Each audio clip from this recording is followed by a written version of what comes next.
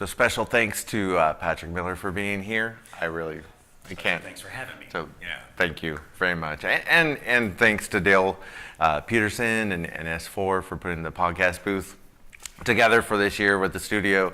I figured I would take advantage of the offer and book an hour. And the first person I thought of to have this talk with was you. Thank you so much. I appreciate it. Yeah, thank you. I always gravitate to not only people that have been in the industry that we can not only learn from because they've been in the industry for so long and they're out front, but also those that embrace the community and new people.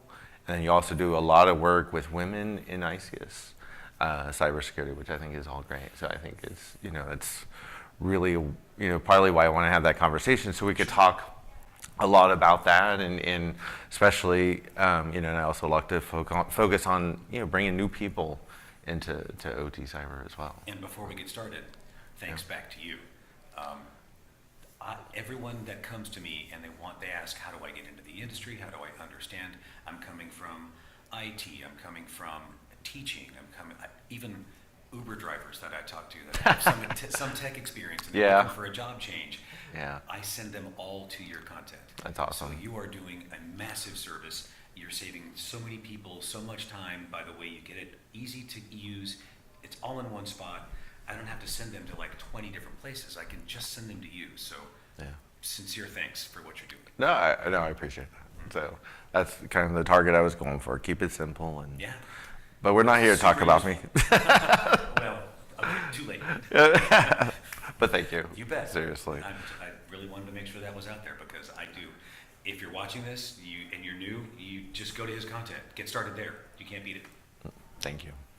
So when I first started getting more involved with the community, and then it was the power guys like Tim Conway, you, right, and a few others. But I think and I'm definitely a big Sands fan, and all the work that Tim and Rob and the others do there, right? Yeah, and so I think for everybody that doesn't know you, if you wouldn't mind talking a little bit about your background, how you got into ICS. I'm always like fascinated, right, with people's paths into how they even got into the ICS OT world to begin with.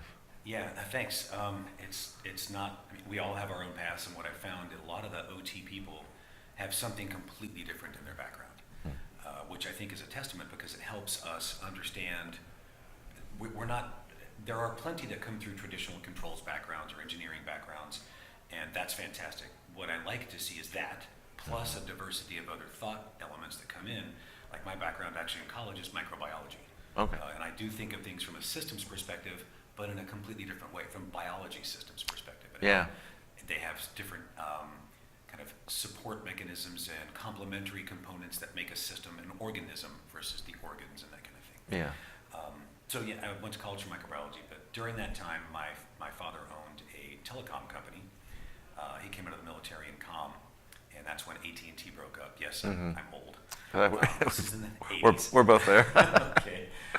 And I grew up with like a wire in my hand and a flashlight in my teeth and crawling down holes full of asbestos. And I actually had pole spikes and a butt set. I could climb up telephone poles. Yeah. So I got my first experience with tech in the analog days. Yeah. And I was programming on like a Trash 80, learning Fortran and COBOL and Pascal and that kind of thing in the early days. Yeah. 8-inch floppies.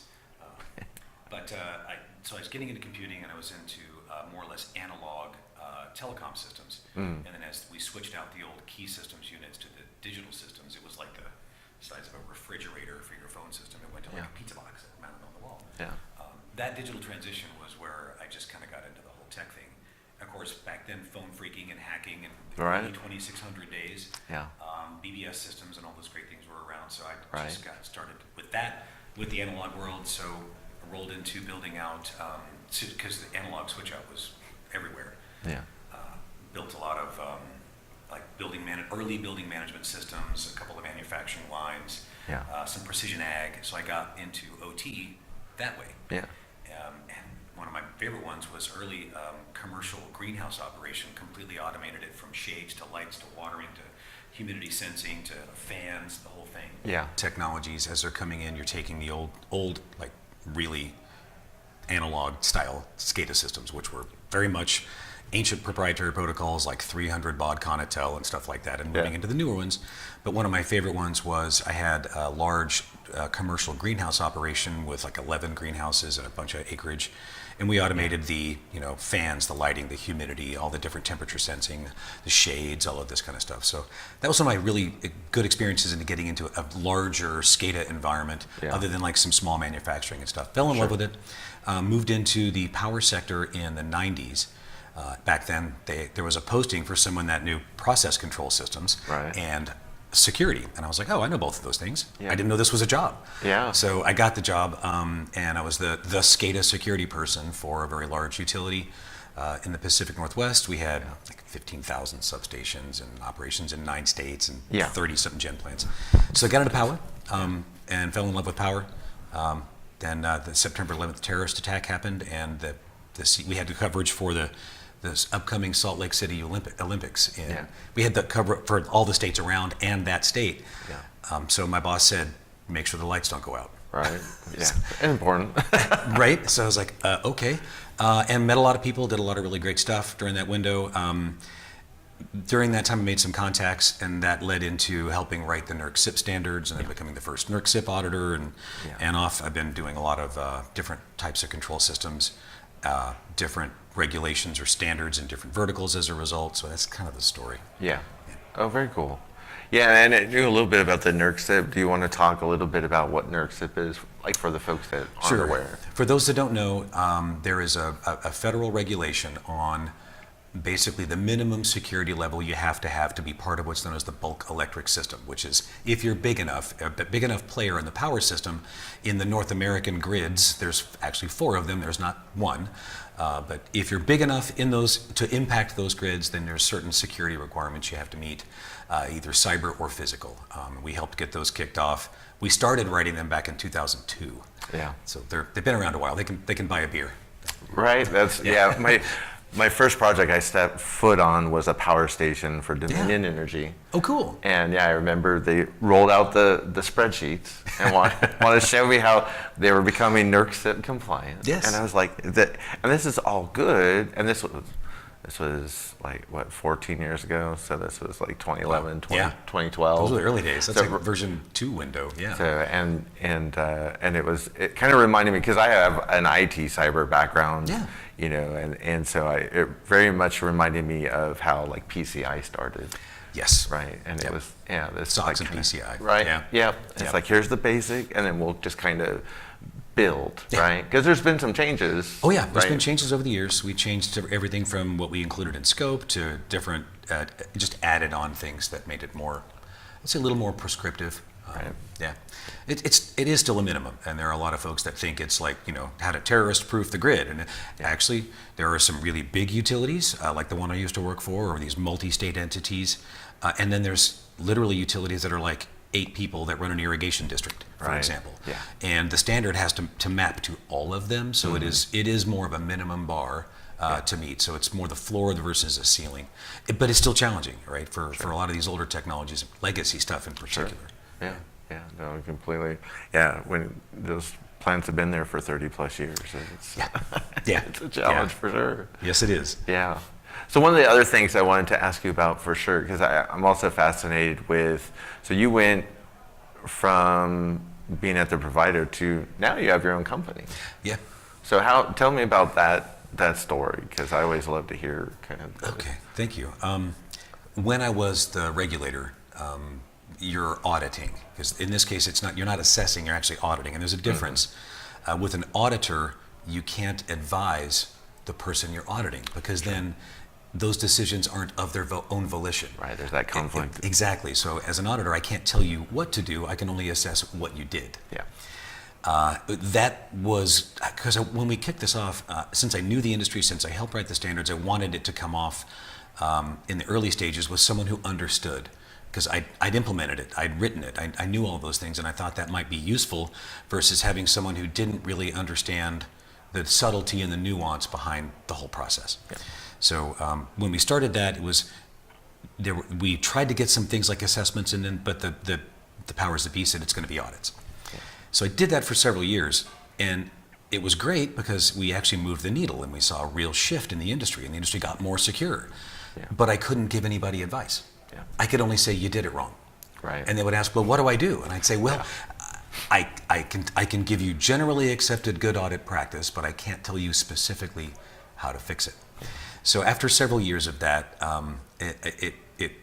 it hurt really, and I'm like, I want to actually advise instead. Yeah. So I switched over to consulting, and now I'm on my 4th consulting firm, and Yeah. I've had different structures, different things, and the latest one is just me.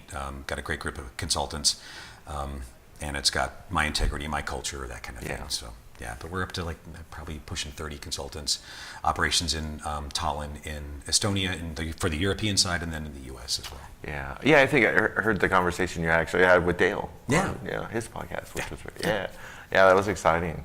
So then I have to ask, so what's best thing about having your own shop and worst thing about having your own shop these days? Wow.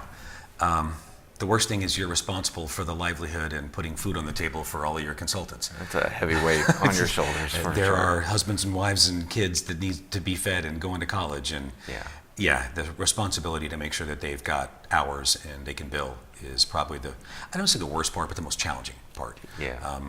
The best part is, I mean, they're all phenomenal people and phenomenal consultants. Yeah. And I'm very fortunate.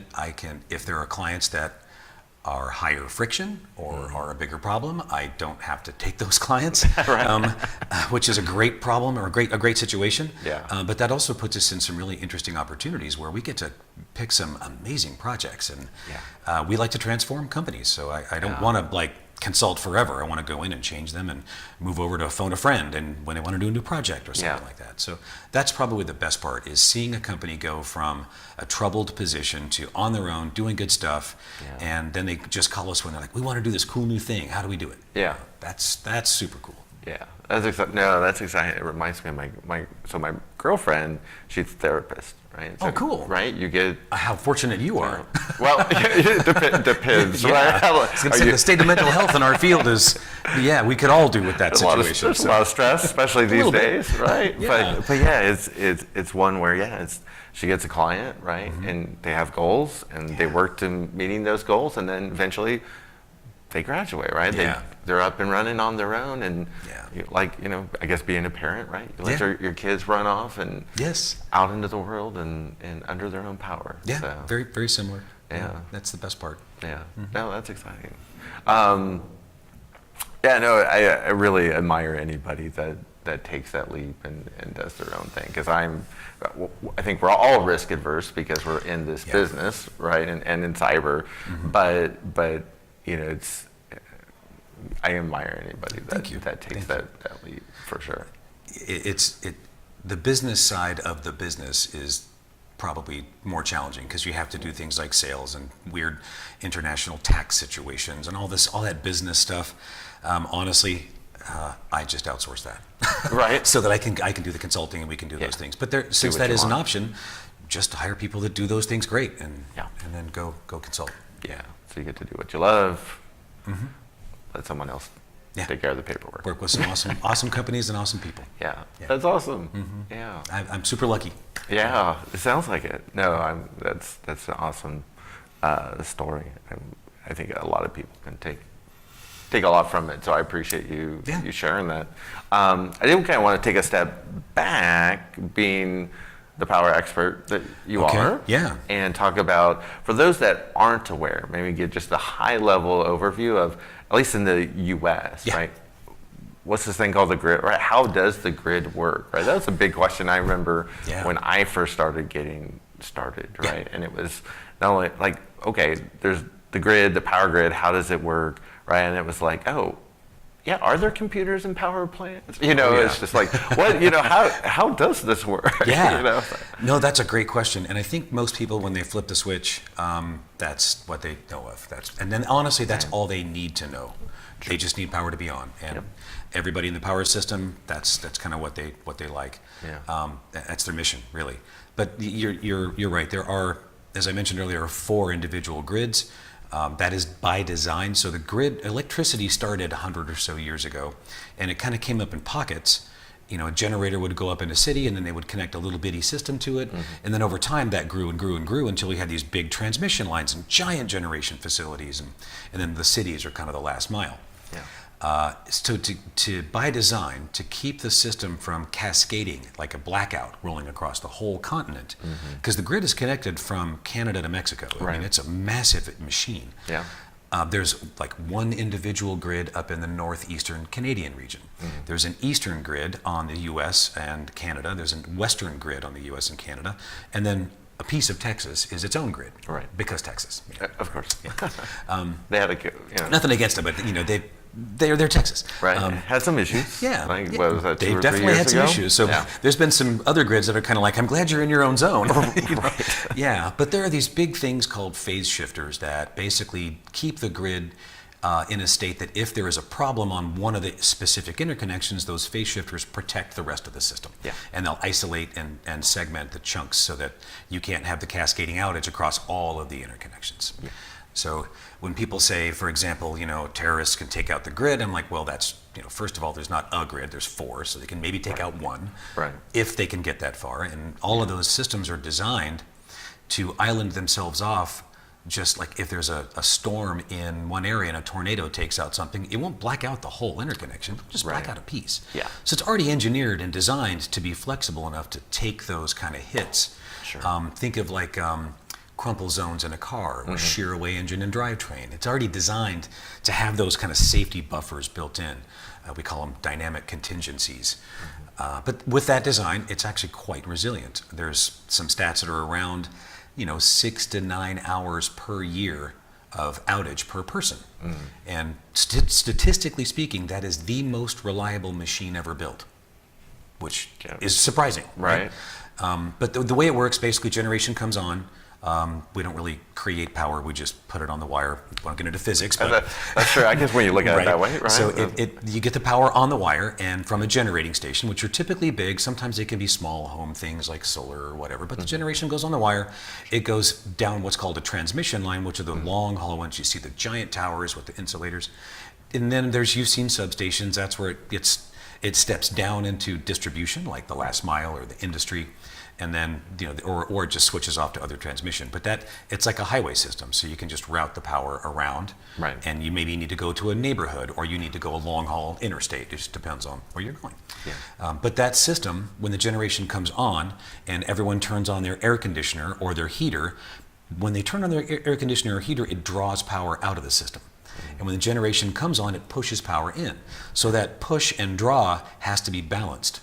So all the utilities in the middle are constantly balancing that system. It's amazing to keep how it working. it works. Right? So it's a beautiful thing. It's quite impressive. Yeah, yeah, it's mind blowing. I think is. at times, for me at least. It's like kind of like when I start thinking of, like, I don't know, the stars in the universe. Right? It's just like, but the grid is very much like that as well. It's fantastic. So once I got into it, I was absolutely fascinated, and to this day, I love it.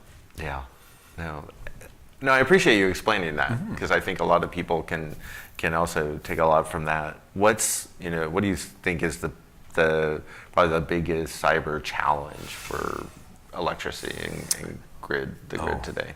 Good question. Everything relies on power. I mean, when you look at all the infrastructures, like it's the hub, and then they're all spokes. And not to say they're not important. They're terribly important, but healthcare goes away quickly without electricity. Water goes away quickly without electricity. Finance, all these other, transportation, everything needs power. Yeah. With that, as any adversary or anyone who wants to disrupt things, whoever they may be, that's a target. Yeah. So the hardest part is we know we are likely the biggest, most effective means to cause problems is to take out the power or to harm, disrupt the power in some way. Yeah. So that said, we got a bullseye on us. And the biggest challenge, I think, is you're operating in a state where you know at any moment there could be a threat actor doing something. Yeah. Now, are they actively doing it right now? No, but is there a likelihood they will? Much higher than anywhere else. Sure. Just because of the nature of the gravity of being that big of a high value target. Yeah. So with that, we've got, power plants and systems that were built, in some cases over 100 years ago. There are some generators that they pull the generator out, they pull all the copper out, they rewire it, put it all back in, and the thing works just as good as the day it was made 100 years ago. Yeah, great. So we have some equipment that's like that. Yeah. And the control systems, no one wants the power to go out, so they're designed to run all the time. Sure. And I know a lot of places, they calculate like dollars per second in downtime. Yeah. So we can't take them offline to fix them. We can't take them offline to replace them or patch them. So we have a lot of legacy stuff mixed in with the latest whiz-bang technology for brand new greenfield, systems. Yeah. So you have this breadth of time span between really old legacy systems and really new cutting edge systems. I'd say our biggest challenge is managing that span of different types of technologies with one workforce. Yeah. That's our biggest challenge. Yeah. Yeah, and I think, definitely there's a lot of workforce issues that I think that come to the forefront in ICS, OT, cybersecurity, and I think that's why, I know I post a lot, and I know that's a big part of what you do, right? Yeah. Is helping bring more people in and help lift up those that are already here. Yes. So Yeah. for sure. I always kind of love kind of the most common question I think when it comes to cyber and power, right? And you touched a little bit on this, with like a terrorist attack on the grid and very compartmentalized. So yes, you can kind of take down maybe this like city block. Yeah. Right, but it Or is maybe even a small city or something like that. But yeah. sure, but it doesn't impact the rest of the grid. So that's one that always comes out, especially can the Russians take down the U.S. power grid, right? Yeah. And then the other one is, can a hacker blow up a nuclear power plant? Right? So that It would be. It's hard to say never, but in terms of probability, it's highly improbable that would ever happen. Right. Given the fact that even in the nuclear space in particular, but we've done a lot of cyber-informed engineering where we've engineered those systems to have safeguards in ways that I think one of the best examples is the water system, because it's more difficult to understand than power physics because you can't see power. Yeah. But if in a lot of water systems, for example, if you hacked the system to say, put in 5 billion parts per million of chlorine into the system, which would obviously be dangerous. Sure. The system that delivers the chlorine, maybe the big tank, is the big tank. It goes into a smaller tank before it goes into the water system. Right. The pipes that connect those tanks are teeny tiny little pipes because chlorine is super dangerous. Yeah. So it's been designed so that even if you put in 5 billion parts per million, the system that delivers it is only big enough to deliver safe quantities. Yeah. So I'm not saying you can hack it and there'll be no problems, but the system is already designed in such a way as to have some buffer against those kinds of things with the engineering pieces built in. Yes. The power system has some of that as well. Not always, but it like I mentioned, that breadth of technology, if an attacker were to try to take over like all the systems in the power system, they've got to take over systems that are 50 years old and today's systems. They can't just take over like one piece of that because it all works together as a mesh. Yeah. You can't just take over like one type of component and then have this massive impact. You'd actually have to work on multiple different pieces, which means it ups the attacker's skill and knowledge and capability and access. Sure. Yep. So it makes it much more challenging, just the fact that we've got that breadth of technology in there as well. Yeah. In addition to the way it's engineered for kind of safe shutdown or safe islanding. Right. And then you kind of get to that point where I think it's mostly, it's state adversaries that are only really going to have those capabilities at that point, that impact. Yeah, it's likely going to be somebody who's got a lot of resources. Right. And I say this all the time, but our resources have three things we don't. They have people, money, and time. Yeah. So it's up to us to work harder. Right. Mm-hmm. Yeah, it is. I just see. So NERC CIP, right, now has requirements for network security monitoring, right? Yes. Yeah. So now That's a good sign. right I now know it sounds crazy, but that's a good sign. Right. It's finally there. So now we're actually required to actually look for attackers in the environment. Yeah. So. Which means we've done a good enough job with the protections that we now have adversaries that have to do things like live off the land. They can't come in the front door with a marching band, right? I mean, they're going to come in some way. They're going to look like legitimate traffic. They're not dropping payloads because those will get detected. Right. So it has to look as close as possible to legitimate traffic and use legitimate commands and legitimate things that are native to the system. That means the attacker really had to up their game. Yeah. And what that also means is we're doing a good job of defending. Right. If you force the attacker to go to those lengths, you're doing something right. Yeah. Yeah. Try to close out the low-hanging fruit. Yeah. Right. They're not just slipping in just any way that they can. So, yeah. I mean, I'm sure you've seen we've come a long way. Oh yeah. Especially throughout your career. Yes. Right. It's the 20-something years I've been doing the electric sector. So yeah. Yeah. It's come a long way. It's been. I mean, it wasn't necessarily easy, and it was not inexpensive. There are some things I would have done differently, but where it is, I'm pleased with the progress that's been made, the level of defense that we've got built in, and the fact that the adversaries have to do so much more just to try to get in. Yeah. And hopefully we'll detect them. That's the goal, is to make them show their hand. Right.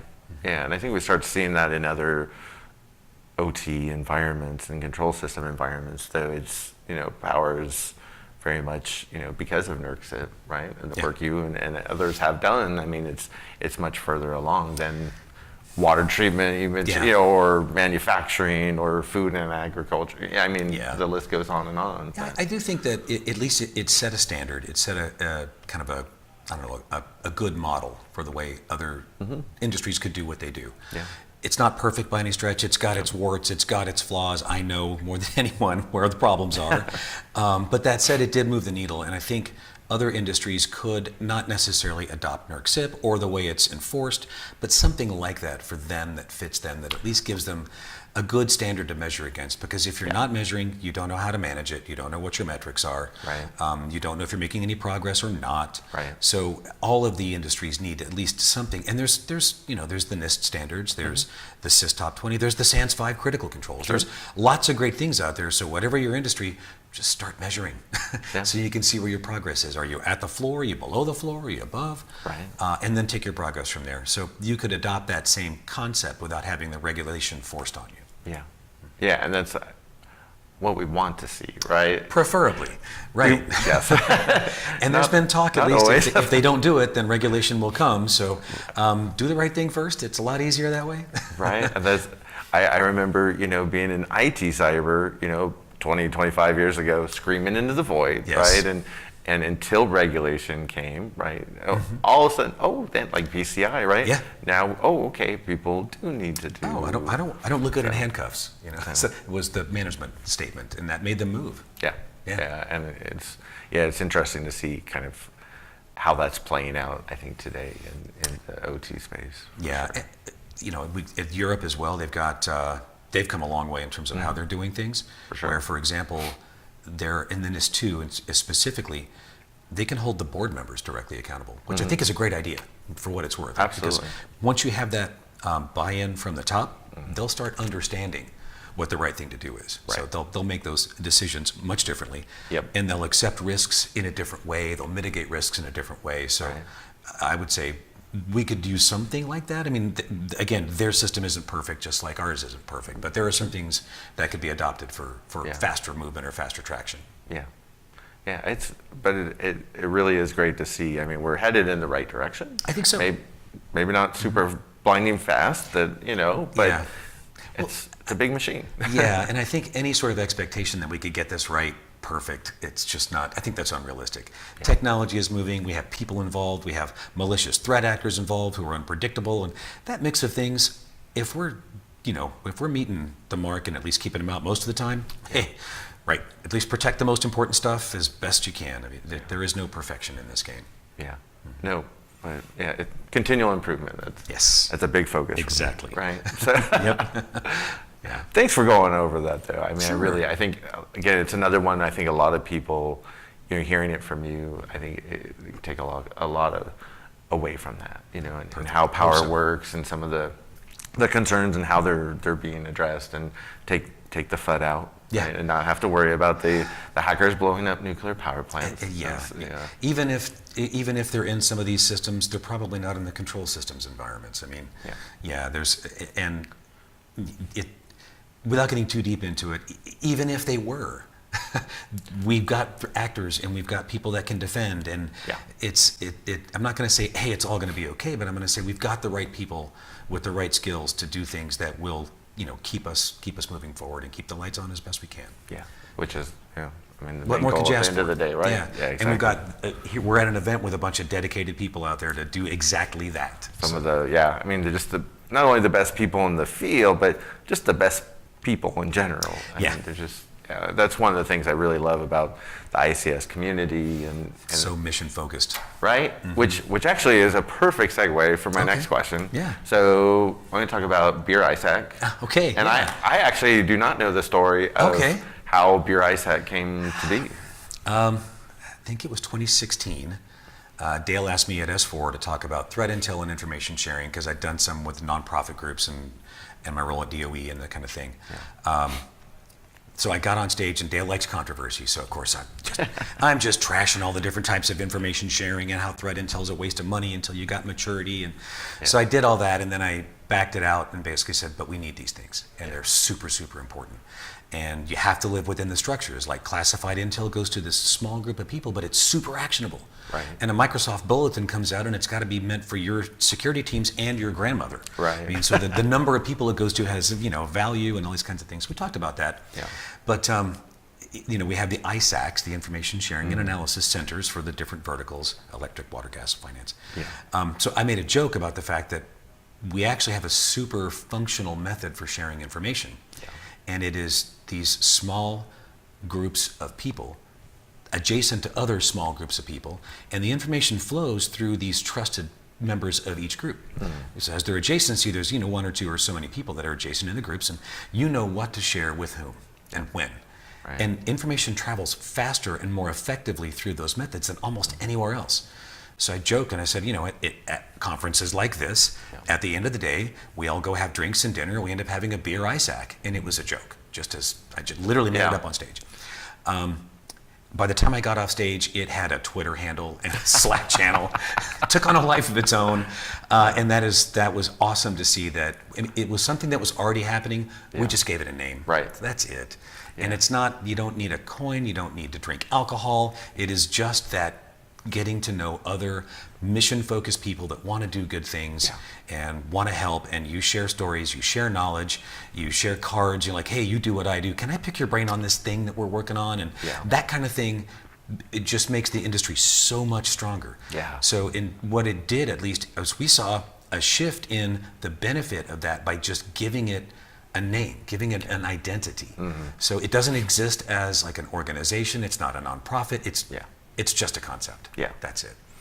Yeah. And yes, there's a challenge coin, and it's really, like yourself, people that just go above and beyond, that do amazing things selflessly for the community, that embody that sense of mission.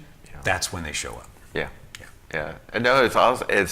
Last night was actually the first BeerISAC event I actually had gone to. Awesome. Because I'm usually, probably asleep before. I'm an old guy now, right? Yes. And so, but I want to be there for the coin call last night. Yes. Right, and it was really, because I mean, especially at S4, right? You get the home. Again, you get the just the best of the best. Again, not only the leaders and the smartest people in the field, but just great human beings. All those mission-focused people that really want to make a difference. Yeah. And BeerISAC happens at all events all over the place. All over Europe events, and even in South American events, and it's just a concept. But it's incredible. But use it, Yeah, definitely. Yeah, I think probably the best thing out of last night for me was, and there's probably, I don't know, 100 plus people. Yeah. I mean, so Marina came from Amsterdam to talk at Besides ICS. Fantastic. Did an amazing job. She does mostly IT forensics, but she also has OT governance in her like kind of life sciences pharmaceutical company. Yeah, like what interesting, right? Yeah, I'm sure she's got a wide breadth of knowledge. Right. Yeah. And then I was like, but she wants to do OT, forensics and EDR, and it's like, well, here's Chris Sistrunk, right? Perfect. Let me introduce you. Yes. Right? And the only other person I thought was perfect was Leslie, and of course they weren't here because Leslie wasn't here. Maybe Reed too. So, yeah. And Reed, Reed was there last night as well. So. Yeah, he loved my. He's like, yeah. I'm like, this shirt was that actually one in particular was actually made for Trisa, so it was just perfect. You can say this was because of you, Reed. Right. Yeah. So that was funny. Fantastic. Yeah. Super cool. It was great. Yeah, I was really excited just to be there and see that. Feel that vibe. Yeah. It was amazing. So excellent. Very cool. So I guess another segue, because I was thinking about like Marina coming out and talking and getting, I mean, a masterclass from Chris and in forensics and in OT and it was 15 minutes or less, right? I'm just straightforward, simple, practical, right? That's switching to right. Right. Yeah. That's who he is. Yeah, I love it, and that's what I always gravitate towards. So. You also support women in ICS. I think that's actually when I first met you was because of your support for women in ICS at S4 like 2 years ago. I think last year was the women's dinner. Yeah. So how did you start to get to supporting women in the community and? I've had a lot of strong women in my life, and it always shocked me to see women treated differently than they were, because they just didn't take that. They had the personality somehow that there was less of it, at least for them, that I saw. So when I saw it, made me very uncomfortable. Yeah. We'll just put it that way. Yeah, I get that. Yeah, so when I found out that the women's dinner at the last S4 couldn't get a sponsor, I mean, I'll be perfectly honest, I was pissed. Yeah. So I bought the whole dinner. Yeah, that's awesome. Yeah, that shouldn't have happened. So I got on unsolicited response and ranted and said basically, shame on you. Yeah. Shame on you all. Why does the smallest consulting firm in a room full of incredibly overfunded vendors have to buy the women's dinner? Yeah. So next time I want you all to compete for this. Yeah. And you should. And if you don't, then shame on you. Yeah. And this year, they did. That's what I was going to ask. Like, how was it this year? This year they did. I heard it was a great event. It was a great event. And I heard it was great last year. It was so much of a response that they had to turn people away. Yeah. And the great thing is the women were like, I don't need a plate. I just want to be here. Yeah. That is what we want to see, that center of gravity. Yeah. Because they just need to see other women doing what they do. It creates that comfort. It creates that, it takes down a lot of the stigma and the imposter syndrome. We all have I have imposter syndrome. Yeah. And that's totally okay. If you don't have imposter syndrome, you're doing it wrong. Right. I'm sorry, but your ego is too big for you. Right. If you're in a room and you're the smartest person there, you're in the wrong room. Right. For sure. But yeah, so to support the women, it's super important. As a man, I've seen enough of this. We contributed, if not created, the problem, and it's on us to fix it. Yeah. No, I really appreciate that, and again, I appreciate all the work that you do for women in ICS and BeerISAC and just being there for everyone. And at some point, there's a whole bunch of people that need to replace us, and they need wind in their sails. They need to feel comfortable. They need to know it's going to be okay. Yes, what we do can be life or death, and there's a lot of stress and responsibility that comes with that, but there's also, when I put my head on the pillow at night, I feel good about what I did. Yeah. So there's that sense of mission means a lot. But we need us old timers that know why that pipe is red and why that wire is yellow. Right. But also the kids that come in, digital natives that have had tech in their hands since day one. That's where our future is going. We need everybody in there. We need women, we need color. We're not going to solve this problem with straight old white guys, period. We need everybody to fix this. Yeah. We're facing adversaries that far outskill us in so many ways. It's going to take all of us. Absolutely. And you mentioned, you mentioned the white guys. I always joke about But it also being serious, the grumpy old white men in OT, right? That try to keep people out, especially women. And I mean, it just drives me absolutely crazy. And you are quite the opposite of that. So thank you. I appreciate that. Yeah, I mean, I've seen situations where they'll go up to somebody as profoundly brilliant as Dr. Emma Stewart and think that she's here to get the coffee, and I'm like, oh, dude, right. Big mistake. She's somebody's wife at the conference, right? Yeah, you're kidding. Yeah, it's crazy, but. Yes. So, but thank you for making a difference. Well, thank you for being part of that, because it's gonna take us representing to make the difference. For sure. Yeah. So to wrap up, I love it had kind of this is kind of the continuation of the conversation that started with Rob. Yeah. On Monday at B-Sides. Yes. So talking about kind of just, I guess it's the generic, but I also want to get your thoughts on like where are we winning in cyber today in OT? Where where are we losing? Okay. And kind of where we're going. Great question. I would say back to the NERC CIP example, we have, not in all cases, but in many cases, at least for the really critical stuff, we've made the adversary have to work so hard to get in that we're detecting things like Volt Typhoon. Yeah. I mean, here you've got profoundly skilled, nation-state level, unbelievably well-resourced nation-state. They had to go to that level to get into where we are. Yeah. So we've raised the wall so high that they're having to go through a lot of hoops to get to where they're getting now to make any impact whatsoever. Yeah. That's a great position to be in. We could just be, they could be causing problems left and right. There are other countries and other infrastructures that they can't keep the power on. They can't keep the water flowing because adversaries are constantly taking it down. Yeah. So we're in a pretty good state, believe it or not. And it sounds dire in some cases, but the fact that they have to go to that level, that's a great sign. I mean, that's a win, right? For sure. And it's a hard thing at the end of the day to think of zero means excellence. In our world, a day where there's a zero is perfect. Yeah. So yeah, we've got a lot of days where there are zero issues, and we've detected them, and we know they're there. Yeah. And that's the spot to be in. Yeah. So there's a lot of great stuff there. I would say where we're losing is probably in things like ransomware.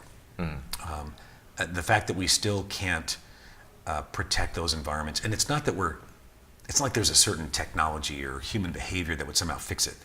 It's just such a scourge, and the way it works, the way it tricks people, the way it gets in and just causes so much damage, it can break companies overnight.